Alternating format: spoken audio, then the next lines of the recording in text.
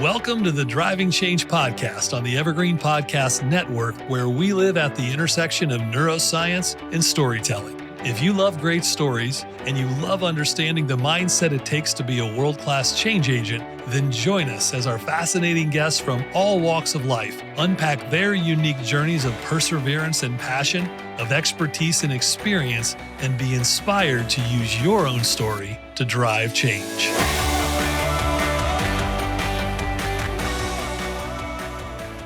Welcome back to another episode of Driving Change. I'm your host, Jeff Bloomfield, and today we're going to dive into what it really takes to perform under pressure and keep clarity when the stakes couldn't be higher. Now, before we begin, a quick thank you to our season sponsor, Brain Trust. Known for applying neuroscience to sales communication and leadership coaching, Brain Trust helps organizations improve how their people connect with their customers and lead their teams and peers. You can learn more about them at braintrustgrowth.com. Now, today's guest is someone whose entire career has been about equipping high performers to do precisely that, execute in the moments that matter most. She's designed cognitive performance systems that have been deployed with Olympic and professional athletes, elite military teams, first responders, and executive leaders making high consequence decisions. Now, I'm not going to give too much away here, but her own past started as a D1 athlete until multiple head injuries turned her world upside down and set her on a mission to understand resilience and how to maximize the brain's capacity. I can't wait for you to hear that story. That mission has taken her through advanced degrees in psychology and neuroscience, 20 years of field experience, and features in outlets like Harvard Business Review and Success Magazine. She's the founder and CEO of Elite Cognition, and I'm excited to welcome to the show Dr. Brittany Loney. Welcome, Brittany. Thank you so much. It's an absolute pleasure to be here and be able to speak with you and get this material out to your audience. Now, it's so hard for me not to want to jump right into the meat of your story here, but let's back up the truck a minute and let's let our audience get to know you a little bit better.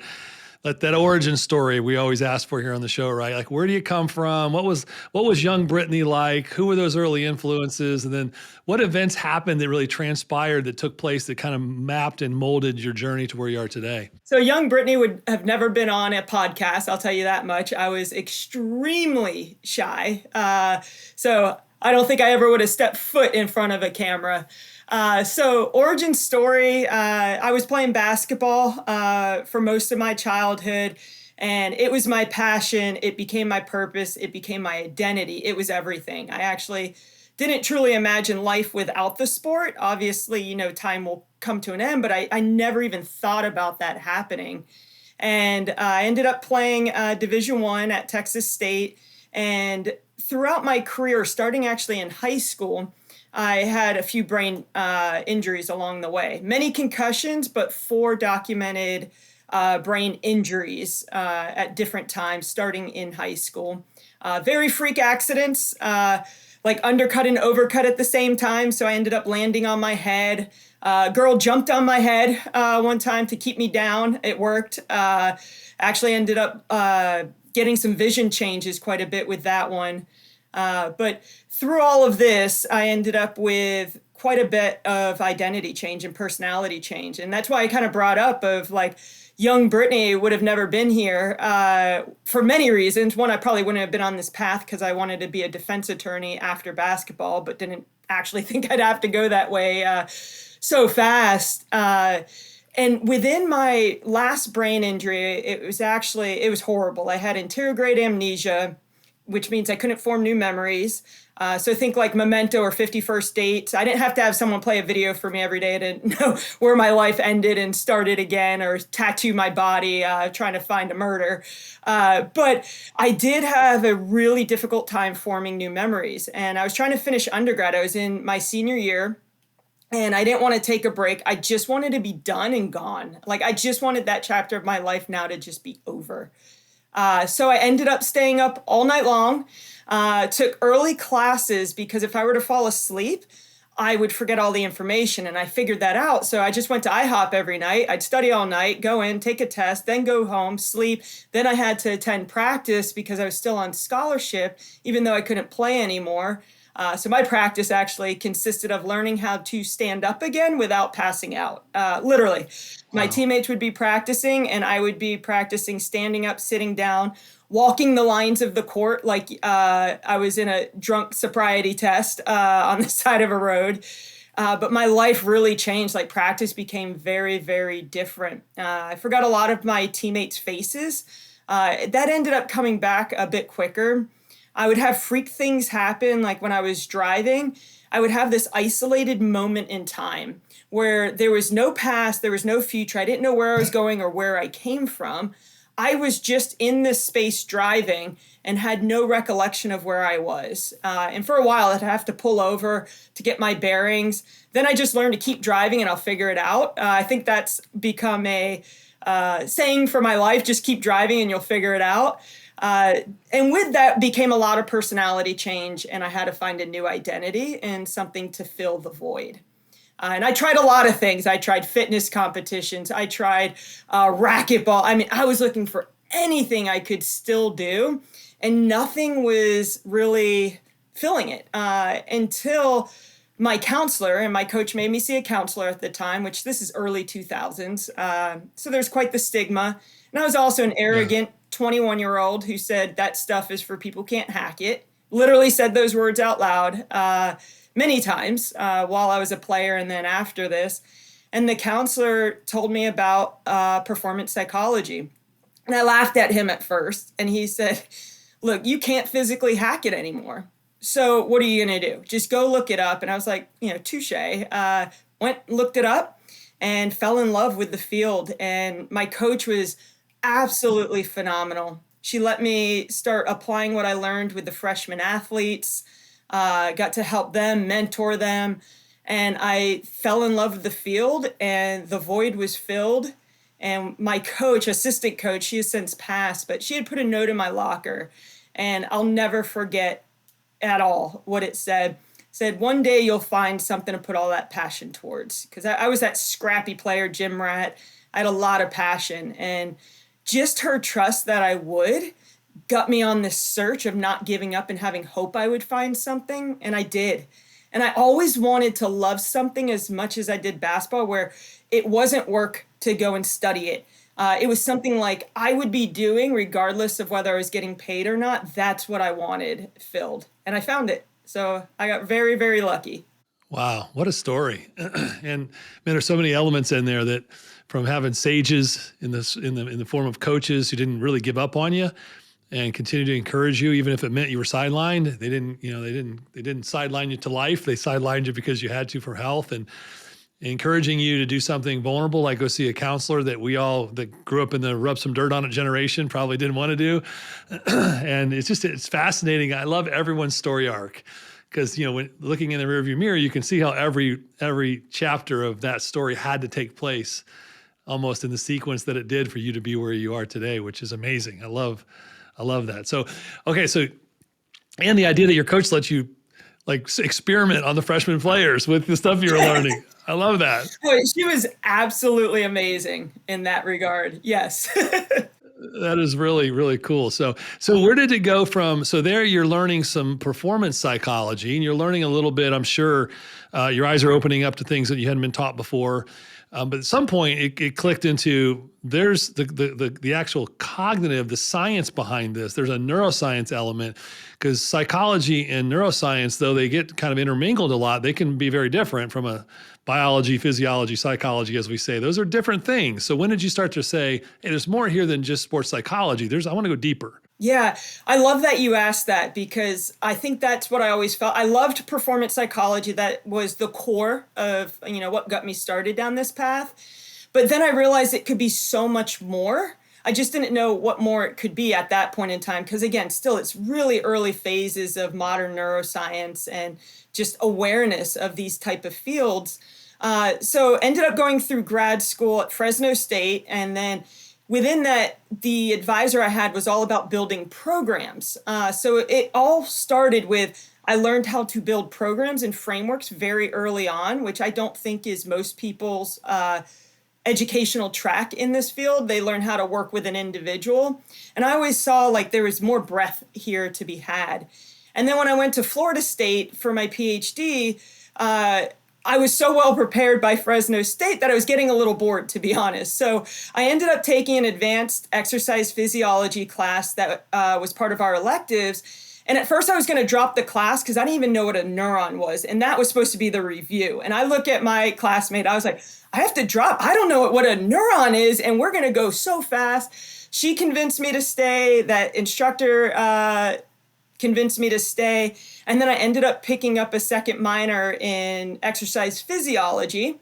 Actually, a second master's in exercise physiology while I was doing my PhD. And that's where I really started to bridge the psychophysiological approach. And then I started, since I learned a lot more about physiology, it was naturally kind of going towards neuroscience as an explanation for what's happening in the brain, since the physiology helped me explain what was happening in the body. And then I just set out to truly synthesize the two domains, or three domains now. I love it. And we talk about that a lot around here. And I think there's the physical high performance, and then the mental high performance, and how one usually precedes the other if you're really into this kind of stuff. And we coach a lot of high level Fortune 500, Fortune 50 people, whether they're in sales or whether they're in leadership and coaching. But all of us came from a background in either biotech, pharma, research. And yet, coincidentally, we also a lot of us are former athletes and musicians. So you start to see all these patterns that, that's interesting. that people who pursue like excellence in a field. And what it came down to us was, what is that one determining success factor that the high athletes have is they're able to communicate in the business world. So their skill of communication and understanding the impact it has on the other brain they're communicating with. And then physical performance, they have this elite ability to get in the flow. Yes. Which right, is that idea. So looking at those two, and then I started thinking, well, wait a minute, they're almost the same thing. When you see a really good salesperson or a really good coach or leader or a really good speaker, they're actually adopting the same flow that a Kobe Bryant is in the middle of a game, or an elite athlete. They're just doing it on a different stage. Yes. And that's where I see like inner excellence drives outer excellence. And inner excellence is transferable across domains. And I think that's why you see people from high performance areas such as musicians, athletes, go into corporate and their character just matches with the high performance culture. And we've boiled it down to four main attributes. And a lot of this was initially kind of sparked by Patrick Lencioni's Ideal Team Player. And working with the military, it was great, but something was missing, and it didn't fully capture what we're seeing in high performance across domains. So we boiled it down to four attributes. And I think a lot of it gets at what you were saying. Radical humility. So this is how you're going to serve the mission and others, even if it means that you have to get put on the back burner in terms of self-promotion status, those type of things. Relentless fortitude. So it's not just about motivation. I think that's short term, but relentless fortitude is motivation, it's discipline, it's grit, it's purpose and passion. And how does that all combine when things are really hard to keep someone going in the pursuit of something beyond themselves? And then adaptive, which be like adaptive to people and situations. And I think when you're in a team sport, at least, and I would say even individual sports, because they have to adapt to their coach and others, competitors. And I think you learn a skill set of adapting to people and then merging into a team and figuring out how your skill set best complements the others. And then the adaptability to situations. If you're in a reactionary sport or even something that's non-reactionary like golf, you're still having to look at what's in the environment and how you need to adapt off of the environment. So I think there's a real natural carryover there. And then the last one is extreme ownership, which I think is like bred into athletes and high performers across industries, is if you don't take individual accountability of your own mastery and growth, you're going to have a really difficult time sustaining that level of high performance. Yeah, those are great. And I love that you early on, whether that was your training at Fresno State, but the frameworks ideas, it's almost like before you even got your PhD, you were already being trained in application, right? And scale of application versus individualized attention, which is pretty cool, because that's what we talk about a lot is we can be applied neuroscience researchers. There's a lot of neuroscience researchers and neuropsychologists and all that do a lot of academic work, but if nobody can interpret it and apply it to anything they're doing in life. Who cares? Yeah, and I also think like when you do look at the science, high performers are outliers. And even if research is done on high performers, there's going to be inverted U of performance in that as well. And you're going to have your outliers there. So I've also, in the applied world, I use the evidence-based approach or evidence-informed, but you also have to realize that reality is not always how it was researched, because research usually happens in a controlled environment and life does not. So I think part of application is figuring out the nuances and context when something applies, and actually when it might be counterintuitive to not go that direction, even though maybe even modern thought and modern science would tell you, well, that's the best direction, but maybe not in this situation. Yeah, that's great. So what'd you find out? What's your philosophy on this? I was raised by a Marine, and then my grandfather was a World War II medic in the Army. So I had a lot of military. I'm the first generation not to go to the military. And so I have a lot of military in my upbringing. And so I always was fascinated and believed that as I started to begin my research journey, that under pressure, you don't rise to the occasion, you fall to the level of your habits. So you don't rise to the level of your potential even, you fall to the level of your habits. And I think that's how we've always trained our military, because you don't need to be that emotionally intelligent in a foxhole when bullets are flying, right? You want to be instinctive, and you want to make sure that instinct is what's going to save your life and the guy next to you and the gal next to you. And we know all that, but then you started looking at, I'm just curious, your work with the military and what you observed and how that's translated into other domains, this idea of habit formation under pressure. Yeah. What have you learned there? Character, and character is the result of habits, everyday habits. And I really learned that within the military. I wasn't even thinking about character before that. I mean, you'd hear work hard, that type of stuff when you're an athlete, but truly embodying and knowing your values and virtues, I think that's been number one. And how are they going to get demonstrated in the hardest situations? What does that actually look like in a true ethical dilemma where it might be the choice between two lives? So that's the first thing, is this inner excellence type of framework versus just chasing flow or something like that. And, I love the concept of flow, but I would say, and I love how you distinguish as you fall to the level of your habits and your training, is there's deliberate practice, and that's effortful. And that's what most people don't want to do, is put in the deliberate practice because it's hard to structure, and two, it's hard to do because it takes a lot of effort and energy. And I think of deliberate practice as building the performance capacity. So if everything clicked, what would be the level you're able to perform at? What is your actual capacity? And then obviously I'd love to get people in flow every time, but it's also somewhat unpredictable. We can set the conditions 100%, but those conditions don't guarantee flow. So how can I help someone, even when they're not in flow, that they reach a level of performance that would produce the outcomes that they're looking for, whether it's beating an opponent or beating an enemy? So it's not always about hacking into flow. And I think there's a lot of energy and thought kind of put into that, which is, I think it's worthwhile to some extent, but let's not ignore deliberate practice, because the way in which we structure our habits and our skills every day will impact what level we're able to perform in any given moment, whether or not we're in flow or not.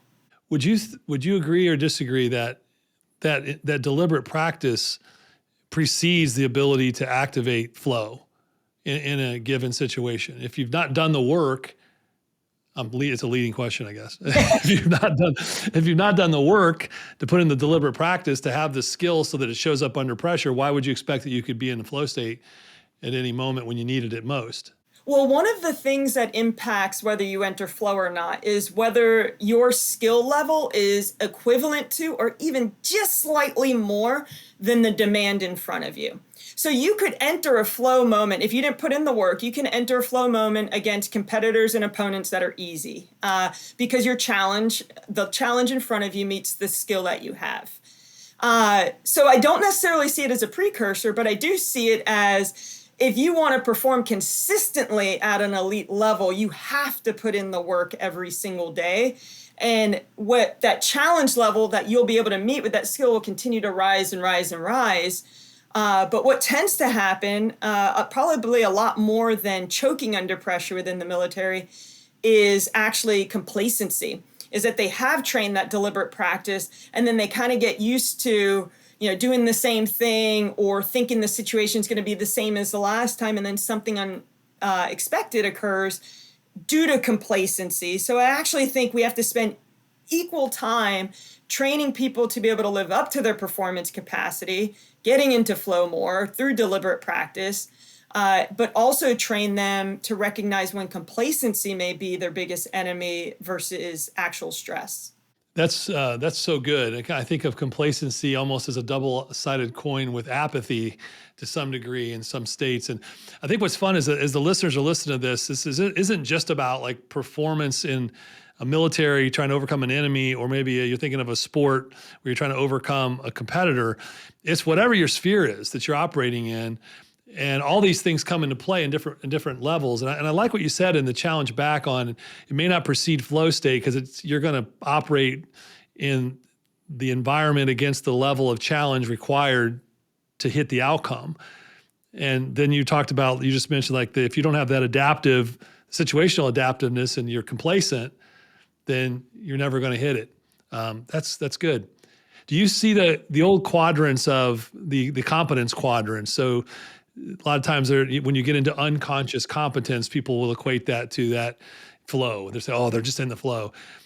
How would you describe that ability for a performer in any stage, whether that you're a musician, whether you're a salesperson, whether you're a Marine, like how would you describe that, what's happening in the brain during unconscious competence? Yeah, I love that you distinguish the two, flow and unconscious competence, because they are not one in the same. Unconscious competence is automaticity, that you have trained something so well that you can run it on autopilot, which frees up your brain to be more situationally aware so you can adapt in that environment. If you remain consciously competent, where you continuously have to think through things that are occurring, you leave very little cognitive space available to adapt to the context and pick up those things that would tell your brain, I need to adapt. So you do want to train towards automaticity to free up the load on your brain in any given moment, to free it up to be able to actually pay attention to the environment. I do think a level of automaticity in terms of your skill level, being able to do something automatically, is required to be able to get into a flow moment. Otherwise, you would interrupt your ability to enter flow. But I do see them as two different states. Flow is characterized by hypofrontality. So that would be reduced activation of the prefrontal cortex. So the thing that allows us to think consciously, impulse control, that type of system. So in that state of flow, you actually have reduced activation of the thinking part of your brain. So you're running things off more automatically and almost instinctively adapting. You're not having to think through, well, I just saw this in the environment. What does that mean? You're just picking it up and adapting. So I do think one is required for flow, but I wouldn't say they are one in the same thing. Interesting. I never thought about it that way, because they do get used synonymously a lot. Yeah, I would say, like, if you think about it, riding a bike, right? If you've rode a bike your entire life, you get on there and that's an automatic skill. You're an automaticity at that standpoint. And you could listen to a podcast while you're riding, you look around and you enjoy the scenery, but you're not necessarily in a flow moment riding your bike. That's how I would think about that distinguishing aspect between them. Now, I could enter a flow moment if I have a challenge in front of me with riding that bike, if I'm a cyclist or a mountain biker, and the challenge is roughly equivalent to my skill level. I'll not only have automaticity, but I'll be in a state of flow where I'm instinctively adapting and time starts to change, and just the whole brain state begins to change as well.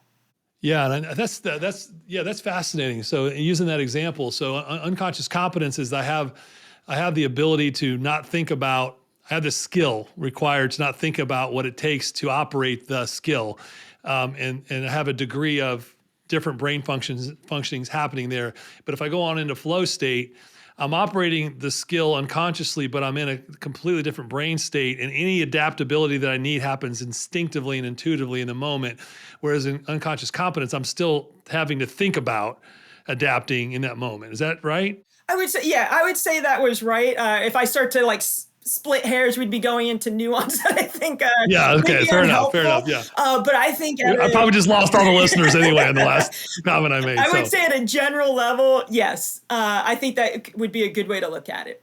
So let's talk a little bit then about, you did a lot of work on physiology. We're big on neurochemistry around here, and the environmental impact that neurochemistry plays on the brain and how you show up in moments, and knowing that in stressful situations, especially in conflict, your adrenaline, cortisol spike, and you're activating the fight or flight, and the amygdala fires, and then all these different crazy things are happening.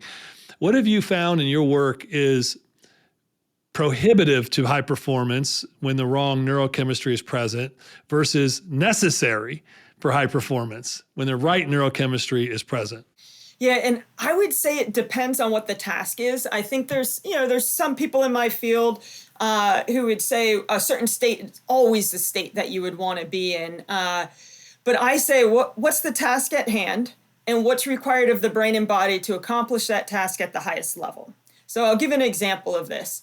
So if I was in a highly sympathetic nervous system state, this fight or flight is going, I am amped up, and somebody needs a car lifted off of them, I would be better able to lift that car off of them in that sort of state than if I was calm, clear, more even, and kind of steadfast.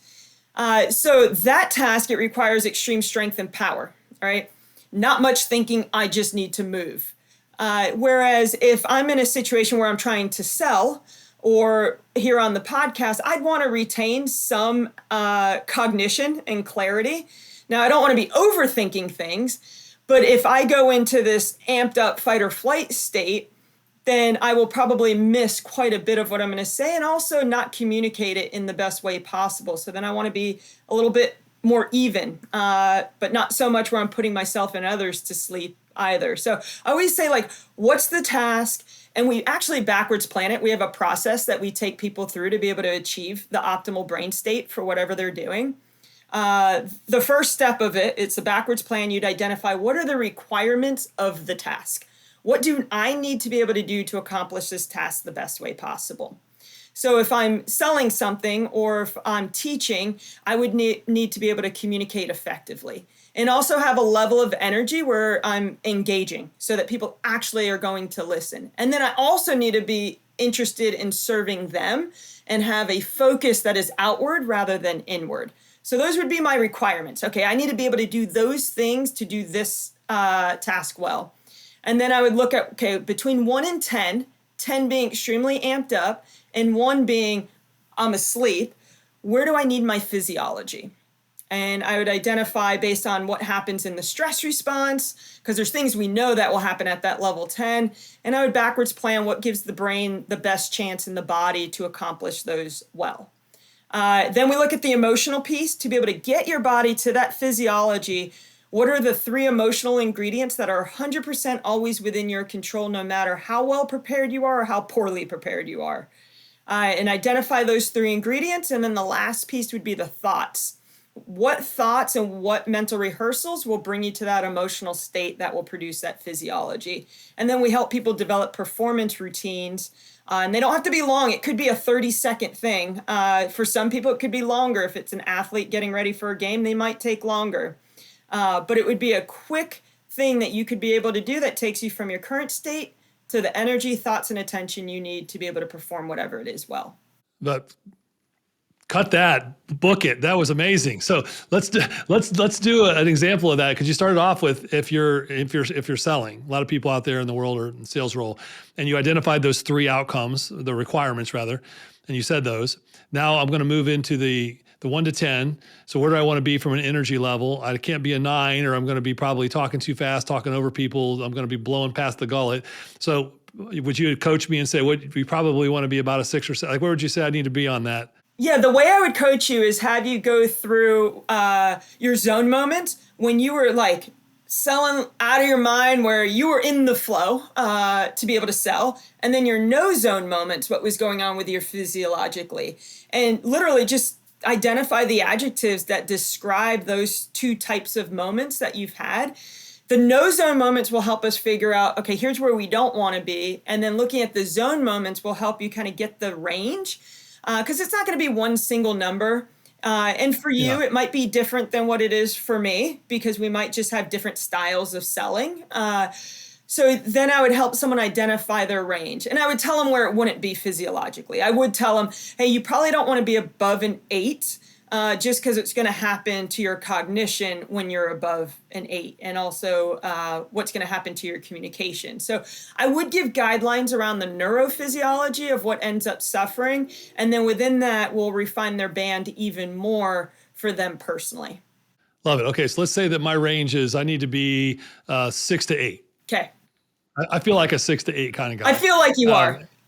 Yeah. And so we do, okay, that's my range. If I go past 8, then I'm like, I'm spazzing out and I'm talking too fast and I'm probably self-focused. I'm not others focused and all those things, right? But in the 6 to 8 range is my sweet spot. So then you said we want to identify did you say 3 emotions? Yep, roughly. Is that what you said? I call them the emotional ingredients, and we roughly 3. It doesn't have to be 3, but not more. Okay. And what are those? Give me an example. So for me, it's, and I actually write it on a note card here before every podcast, it's service and humility for me. And then showing up with passion. That tends to happen naturally, but if I was feeling pretty tired today, I would have put passion on there and purpose, so that I reconnect with those things to give me the energy I would need if I was coming in a bit complacent. Like service and humility are 100% always in my control, because it's more about an outward focus versus an inward agenda. Love it. So those are these mindset emotions we're talking about here. And values as well, I would say. Yep. Clearly, I see those clearly. So service, humility, might be passion, purpose. You would have those as you're kind of locked in. I'm in my 6 to 8 zone, which means I have the right balance of just enough adrenaline, cortisol going, but a lot of oxytocin and dopamine, like the cocktail's right. That's my perfect mixture. And then I've got my values and my emotional characteristics of service, humility, purpose, and passion. And then I'm going to go to what's next? The thought piece. So this would be what you need to say to yourself. And it could be that simple. For me, it's as simple as, let me reconnect to what I'm here for. I'm not here for an agenda. I'm here to serve. And it's literally checking myself like that. If it was something more kinetic, or you're wanting to mentally rehearse the sales conversation, mental rehearsals could go in there where you're focused on how you're going to show up, not what you're going to say.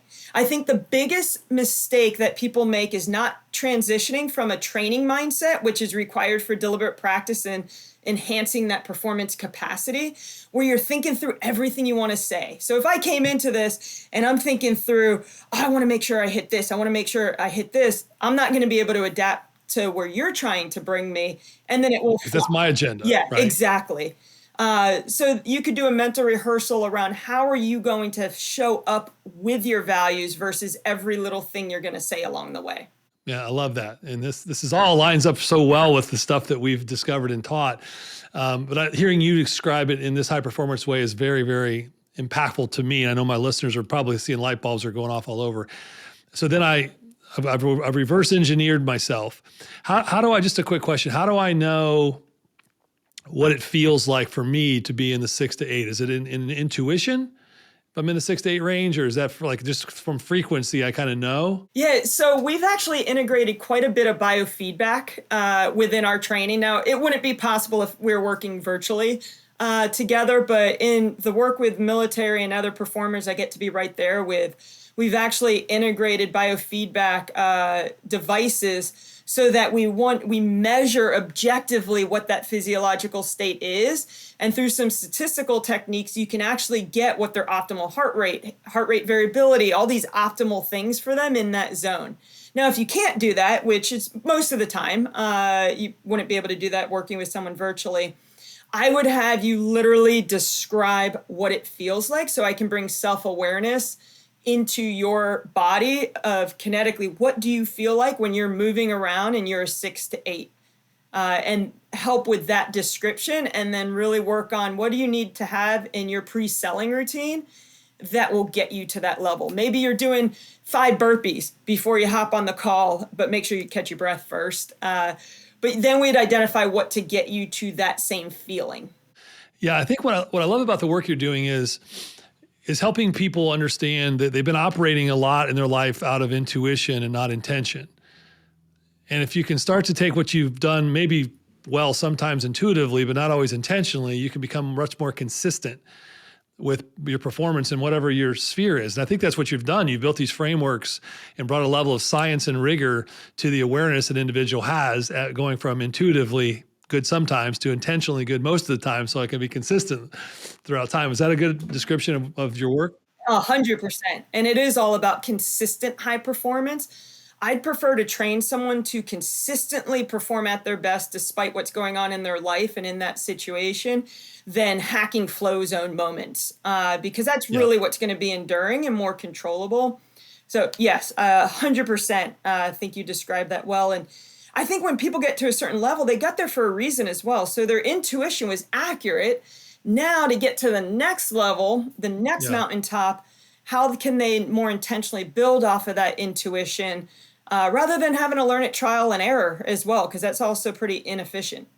Yeah, a lot of times your intuition is accurate, but you didn't know why what you did worked, and so then you forget about it from time to time, and that's when you kind of seem like you might be going up and to the right, but much slower than you could be if you really understood what was happening, right? Exactly. How does I know there's been a lot of work around emotional intelligence in the last decade plus, and how it weaves into all this. The thing I've enjoyed the most about the emotional intelligence work is the emotional self-regulation. So the emotional awareness and then the emotional self-regulation. As far as a transferable trait in everyday life, like relationships with your spouse and your family and your kids and your neighbors and coworkers, let alone your profession, where does that fall into your training, and what's your thought process on that ability to recognize self-awareness, and then be able to regulate yourself? How's that all work together with your work? I think it's the heart of my work. It's self-mastery. And whether it's self-mastery to be able to sell better, be able to hit a three-pointer consistently, or be out on a battlefield, it is all self-mastery. And I often, when I'm coaching people or delivering training, will talk about the daily habits and the way that you tend to think and how that can't be too different than the way you want to think in a high performance situation. Because what will happen is automaticity. What we practice the most will happen under stress. Even if, let's say I'm training to have higher emotional intelligence and I've gone through these role plays and I've started to practice these skills. But then when I'm not in that work mode and I'm with my family and I've got these different emotional intelligence habits that might not be the best communication style. Maybe I get angry easily. Maybe I have short temper, whatever it is that doesn't work for you. When you're under that high state of stress in that most important moment, your brain will go back to what it's practiced the most. And sometimes it could be the thing that was not within the work environment or work hours. It could be that habit that you have that you kind of didn't think had anything to do with work, now creeps in. So I really like to draw the parallels between your high performance habits and how you're daily thinking through things in terms of self-mastery, because that stuff will show up when it matters most. What's been some of your favorite research to do? Has it been with the military? Has it been with athletes? I know being a former athlete yourself, like what's been some of your favorite environments you've gotten to do some research, some actual field work and see how it's translated into improved performance? I get asked that question a lot, and it's so hard to narrow it down because I have favorites for different reasons. I like dynamic environments. I get really bored quickly in terms of like, once I think I've cracked the code on how to apply cognitive performance in an area, I'd rather someone else come in and sustain that and let me go crack the code somewhere else. So I would say it's the really complex environments. I love organizational problems. I do a lot of individual work. I enjoy it. It's very rewarding. But I really like to fix big, complex things and have that breadth of impact as well. But I am going to give you an answer rather than like finding my way out of it. So I work with a Winter Olympian who lives in a very warm climate. And to be a Winter Olympian in a warm climate, you don't get to deliberately practice in the same sense that you could probably practice a lot of other skills. Like if I was playing basketball, there's a basketball court literally everywhere, at least in America. So it's more accessible. Whereas ice for a Winter Olympian is not as accessible. So a lot of the work that we've done has been the mental reps and how to lock down the mental blueprint through various simulations, through just adjusting the strength and conditioning. I don't do that programming, but we talk about the transfer. So that's been one of my favorite because I think it's such a cool concept. How do you train someone to be the best in the world at something when they can't even practice it for most of the year? Like, that's a cool problem set. And then every military environment I've been in has been extremely rewarding. I feel like I have a second family. So to choose just one of those would be about impossible. But I really like the situational, the complex problems versus like the independent tasks. Like, great if I make someone a better shooter, but I really want to make them a better problem solver and adaptive warrior out there. So yeah, the complexity really drives me. I love all that. So then as we start to land the plane here, I keep going back to this idea that we know, just like you talked about with your Winter Olympian, we know the brain has this amazing potential to almost create the hardwiring skill inside of it by firing and wiring those neurons together just through mental reps. We've seen it. It's been documented. Where's that fine line between the mental reps and the physical reps on any skill set? And why is it that I'm going to do a complex question here. Why do most humans not have the appetite or willingness to put in the reps, either internal or external, to be elite? Ooh, there's so many directions I could go here. I'll answer the last one. Like, why don't people have the motivation to truly be elite? I think people want to be elite, but they aren't committed to being elite. I think they're two very, very different things. All day long, I could say I want to be elite and I want excellence. And if I don't put in the work, I really don't want it bad enough. So I think it's that people haven't connected it to a deeper purpose and to their values that drive them every single day. And I think there's this big assumption with the most elite performers is that they wake up motivated every day to want to do the reps. And the truth is they don't wake up motivated every day to do the reps. It's their discipline and grit that takes them through it, and they can surpass the inertia to start. Whereas someone might be like, oh, I'll wait till I feel better, maybe later this afternoon. Whereas the elite performer has more structured discipline. It is already planned in their day and it's a non-negotiable. So I think that's a big difference, is it's a non-negotiable thing versus I think those that don't truly reach elite but want to be elite. It hasn't become a non-negotiable yet. It's more of a thought, and it would be nice if. And then they're usually ready with their excuses and reasons as well. And I am one of those who tend to be pretty direct in that way. You can make excuses, or you can make progress. You can't make both, right? Exactly. It's extreme ownership. And I think it's just lacking in those who don't truly get to elite. And elite is not always, in my opinion, how society has defined it, like being the gold medalist. No, I think someone can be elite and get at the top of their performance capacity and the world not know their name. So I think there's a big distinction there. And then there was another part of that you had, and I can't remember. Well, I'm actually so fascinated by your answer. I don't even care, because I want to follow up with something you said. Is you said this idea of like overcoming the inertia, and I love that example. Do you think are some people just built genetically to have greater discipline and willpower?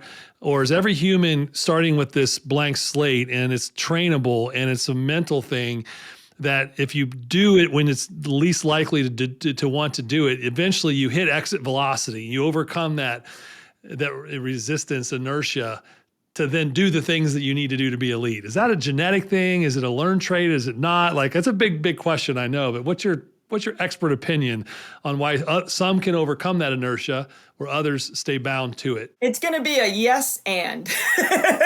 Okay. We actually have this exercise called attitude, skill, gift, where we have people break down the values that take people from just being good at something to great in the exemplar. And then they break down and what are those 3 to 5, and we have them identify, is this an attitude where you can make that choice every day, a skill which is learned over time, or a gift that you were innately born this way. So with the particular question of like inertia, we're going to look at that as one of the values. I would say that a lot of it happens in early childhood, and I think gets confused with it actually being nature. I think early childhood experiences are very important. And one of the things on early childhood experiences that I've noticed across the high performers that I've worked with, across domains, there is a very high percentage of them that have early childhood trauma that they had to learn to overcome. And I do think that there was grit built then, and it doesn't even have to do with their area of interest. I just think they learned skills going through that help them learn how to show up when they don't feel like it. And not to say we need to go inflict trauma on kids so that we can get higher performers, but I do think there's a lot unseen in early childhood. And then I do think we can train it. I think you can learn it. If someone really wants to truly succeed at something, not just say they want to succeed, I do think you can hone their work ethic to get there, but it does have to start with a true purpose that they really are willing to commit to. Well, I'm encouraged and also discouraged at the same time, right? When I look at our culture and how we've turned everything into this, you got to have it easy. It's a fast food drive-through. Everything's at your fingertips. Like we're not creating generations of people with resilience anymore. So what can we expect, right? I mean, our culture is kind of built for a little bit for complacency and apathy. That's a little bit of the discouraging part. At the same time, at some point, people are going to look around and go, we're not getting anything done around here. Somebody better do something different, right? Yeah, and I think they started to refer to like the generation of parenting not being, it used to be like helicopter parents, and I've heard it referred to as bulldozing, and where you take every obstacle out of their way. And I think that is horrible. Now, I don't think you should go and inflict trauma on your child. Like, that is not what we should walk away thinking. But I think a little bit of adversity, especially in childhood, is going to be good, especially if it can be measured and you can help them develop the skills to work through that. I think parents going to schools and, talking to parents, like the first moment a kid has an issue, is not teaching the child how to deal with somebody that might be their boss in the future, that they can't just run away from and have their parent come in and take care of the situation. I think those are the situations where we're really missing out on building resilience in young people. And now we're having to work harder on the back end to build it in early adulthood and adulthood. And it is harder. I think it can be built. I wouldn't be in this field if I didn't think it could be built. But I do think it is harder, and you have to start showing them their crucible moments and even potentially planning some crucible moments where they can forge character. Oh, yeah, that's so good. Yeah, maybe you got a new formula in there somewhere about compassionate empowerment or compassionate accountability equals resilience. And it's a parenting, part of your parenting module somewhere in there. Oh, I love it. And I know we got to wrap this up, but it reminds me of my love for polarization. Not polarization in the sense of like, this is the only thing or this. It's the yes and. And I love how you mentioned it's compassion and. I'm not saying lose the compassion, because I do think one of the great things about the recent generations is their compassion and empathy, and I love that. But I think we can have compassion and we can have grit. They're not mutually exclusive. I think they're actually required for each other. That is a great place to end, because that is so true. I love it. I love everything about this episode. I know my listeners are going to love it. Where can we learn more about your work, and where can folks, there may be running organizations, engage with you all? And do you do public speaking? Where can we learn more about you in general and your team? elite-cognition.com. Don't forget the dash between elite and cognition. I'm also on LinkedIn. I do individual coaching, training, large-scale organizational solutions, all the above. And thank you so much for the opportunity to speak with your audience and get this information out there. No, this has been fantastic. I can't wait for this episode to go live and see the comments come in, and hopefully the additional lives will be able to impact through the show. Thank you so much for being on. You're welcome.